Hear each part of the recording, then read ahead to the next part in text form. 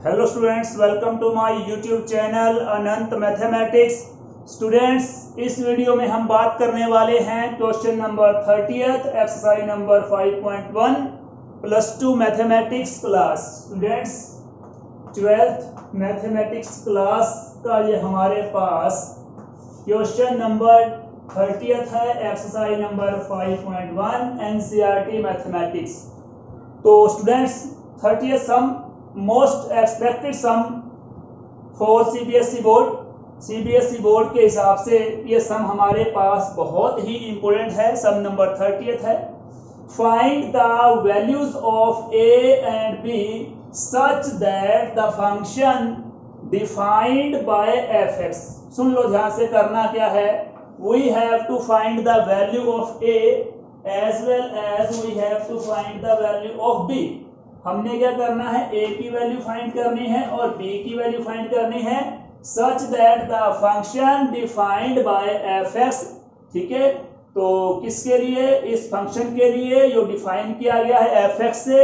तो F x equal to 5 है when f x equal to 5 if x is less than equal to 2 और equal to 2।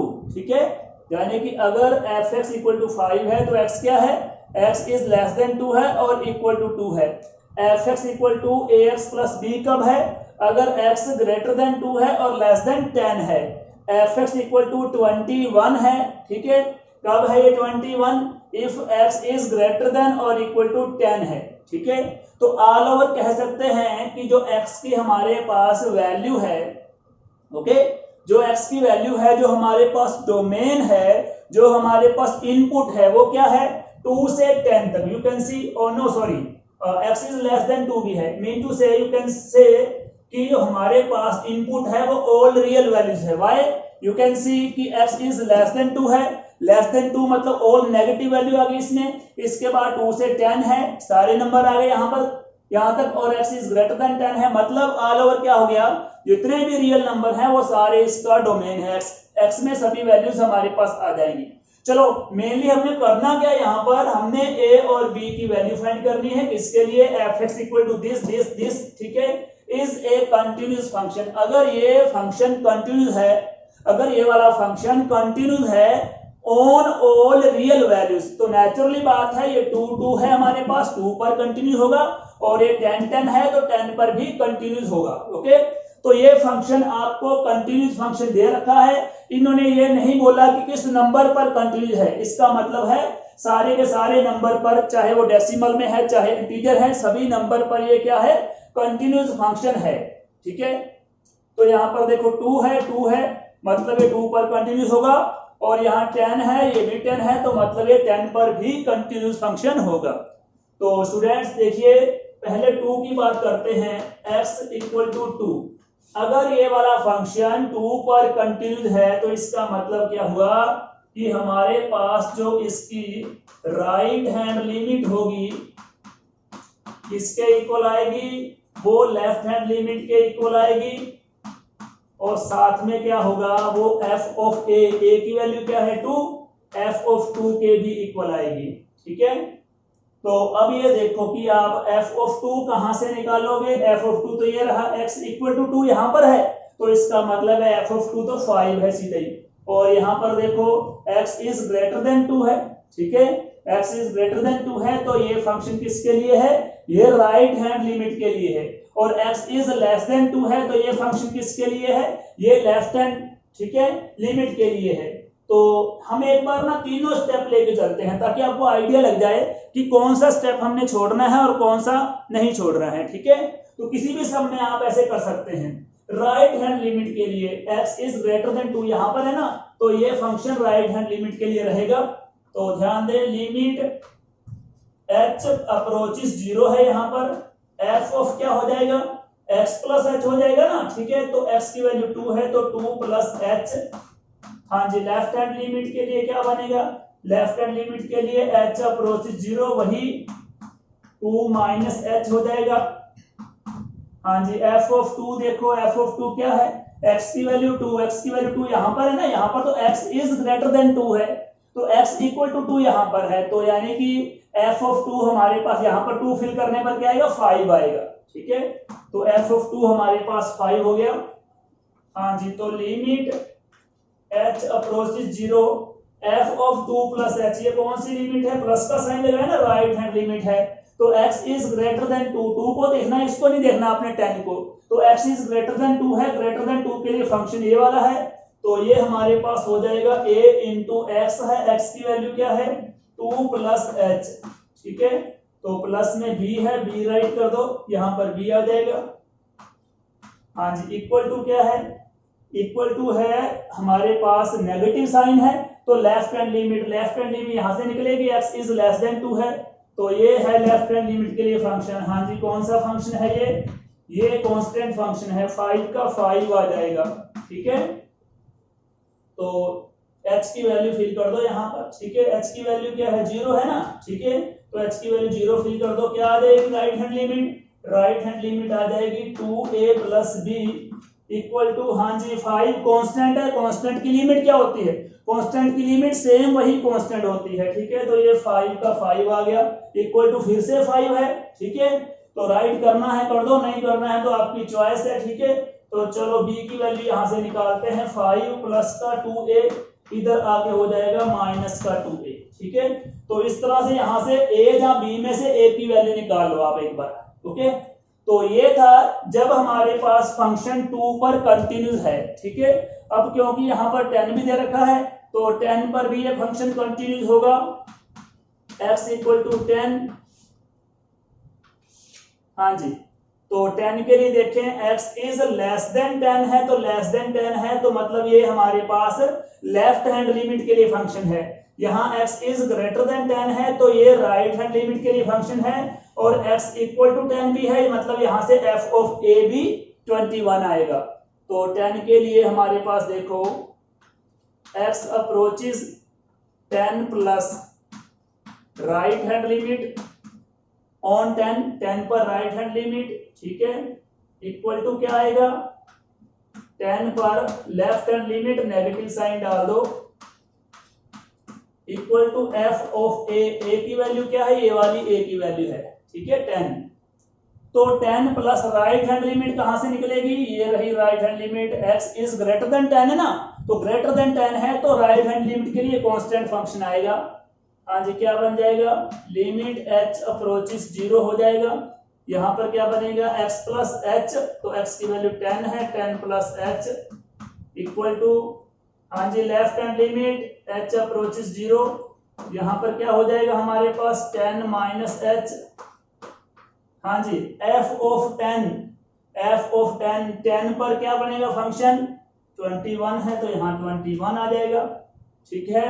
तो ये हमारे पास लिमिट हो गई h approaches 0, f of 10 plus h, कौन सी लिमिट है, राइट हैंड लिमिट है, x इज ग्रेटर देन 10 है तो राइट हैंड लिमिट के लिए फंक्शन 21 ही आएगा, तो यहाँ पर 21 आ जाएगा, equal to limit h approaches 0, हाँ जी तो f ऑफ 10 माइनस h, हाँ जी क्या बनेगा ये f of 10 minus h, left hand limit है तो x इज लेस देन 10, ध्यान से देखो x इज लेस देन 10 है, लेस देन 10 के लिए ये फंक्शन है ax प्लस b, ठीक है।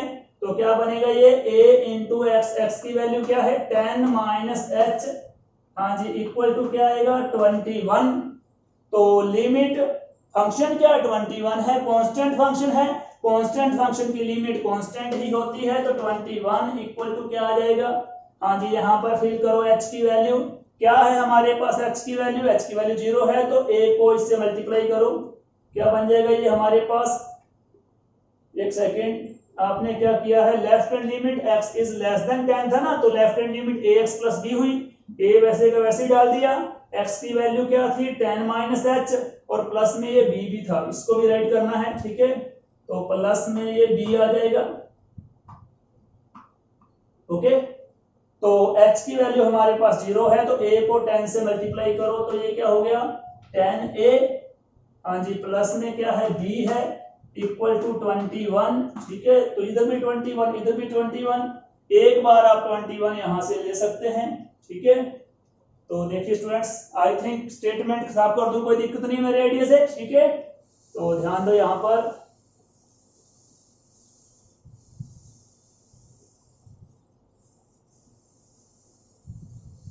यस स्टूडेंट्स, ध्यान देना। नाउ ये देखो 10a प्लस में क्या है b है इक्वल टू क्या है 21, ठीक है, ये 21। तो अब आप लोग देखो इक्वेशन नंबर फर्स्ट में क्या है, b equal to 5 minus 2a है। b इक्वल टू क्या है 5 माइनस 2a, तो ये b की वैल्यू फिल कर दो सेकंड इक्वेशन में इसमें, ठीक है। तो 10a प्लस में b की वैल्यू क्या है 5 माइनस 2a, यहां पर आ जाएगा 5 माइनस 2a इक्वल टू 21। तो ये कितना हो गया, 10a में से 2a लेस करो, ये a है, ध्यान देना बच्चों। 10a minus 2a that is 8a, okay. Plus में क्या है 5 है इक्वल टू 21, तो 8a इक्वल टू क्या आएगा 21 प्लस का 5 हो जाएगा माइनस का 5 दैट इज इक्वल टू 16। तो a की वैल्यू क्या आएगी 16 बाय 8 इक्वल टू 2, ओके। तो ये हमारे पास किसकी वैल्यू आ गई, a की।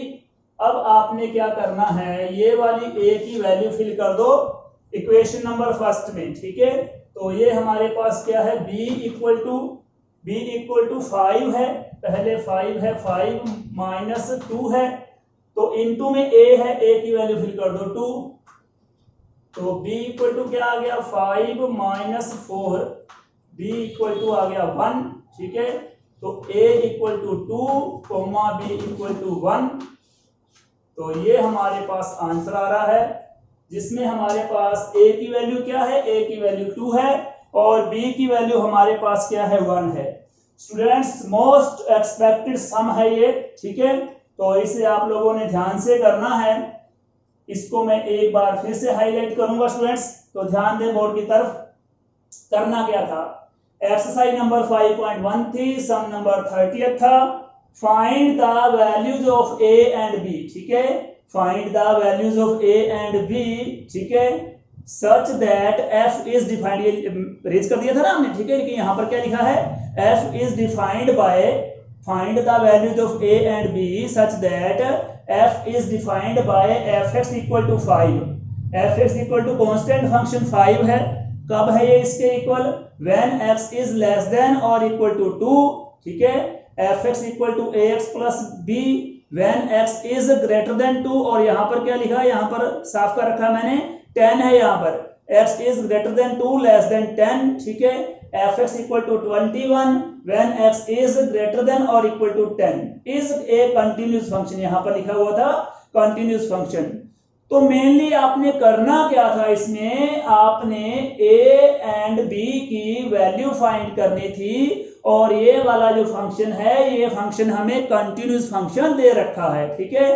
तो अगर ये फंक्शन कंटिन्यूस फंक्शन है ऑन ऑल रियल वैल्यूज के लिए, तो नेचुरली बात है 2 यहाँ पर है, 2 यहाँ पर है, ये 2 पर भी कंटिन्यूस होगा, और यहाँ पर 10 था, यहाँ पर भी 10 है, तो ये 10 पर भी कंटिन्यूस होगा। एक बार मैं 10 राइट कर देता हूँ, ठीक है, ताकि कोई कंफ्यूजन ना हो। यहाँ पर 10 राइट कर लेते हैं, ओके। तो क्या है, ये 2 पर भी कंटिन्यूस है, 10 पर भी कंटिन्यूस है, क्यों, क्योंकि ये सभी नंबर पर कंटिन्यूस है। तो 2 के लिए देखो, 2 के लिए राइट हैंड लिमिट यानी 2 प्लस लगाया ना, मतलब right hand limit equal to 2 negative, left hand limit equal to f of 2, ठीक है। तो राइट हैंड लिमिट के लिए फंक्शन कौन सा बनेगा, ये देखो, पहले 2 प्लस है तो 2 प्लस h कर दिया, 2 माइनस है 2 माइनस h कर दिया, और f ऑफ 2 ये रहा, x इक्वल टू 2 है, इस पर वैल्यू 5 है, ठीक है, 5। तो राइट हैंड लिमिट के लिए फंक्शन कौन सा है, कहां पर, ये रहा, x इज ग्रेटर देन 2 है, तो ये फंक्शन राइट हैंड लिमिट के लिए है ax प्लस b।